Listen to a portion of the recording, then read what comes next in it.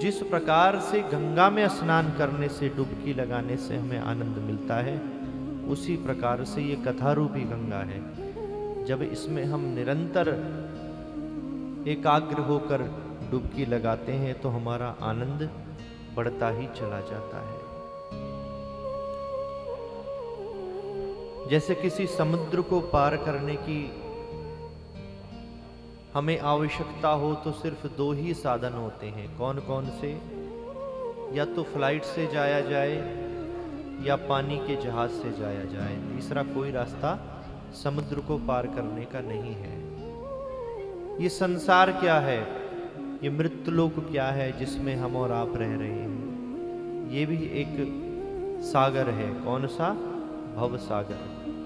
लेकिन इस सागर को पार करने के लिए सिर्फ एक ही साधन है, और वो है भगवान की कथा, भगवान का नाम, भगवान का सत्संग। और उसमें भी अगर श्रीमद् भागवत जी की कथा श्रवण कराई जाए अथवा इसका मूल पारायण का पाठ कराया जाए तो हमारे इहलोक और परलोक दोनों के रास्ते, दोनों के जो मार्ग में बाधाएं आ रही हैं वो दूर हो जाती हैं। सांसारिक बाधाएं आती हैं, हमारे जीवन में शांति नहीं रहती।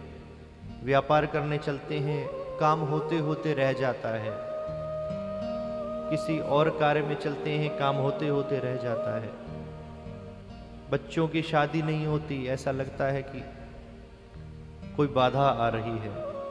तो ये सारे जितने भी सांसारिक कार्य आपके अटकते हैं, श्रीमद् भागवत जी की कथा श्रवण करने से और इसका पारायण कराने से अत्यंत कृपा इनकी हम पर बरसती है और हमारी सांसारिक सारी बाधाएं दूर हो जाती हैं। एक फायदा। दूसरा, राजा परीक्षित इस कथा को श्रवण कर रहे हैं। आप सब इस भाव को सुन रहे हैं पिछले 2-3 दिनों से। तो जैसे कथा सुनने से राजा परीक्षित भव से पार हो जाएंगे, उसी प्रकार से हम सब भी कथा श्रवण से भव पार हो जाएंगे।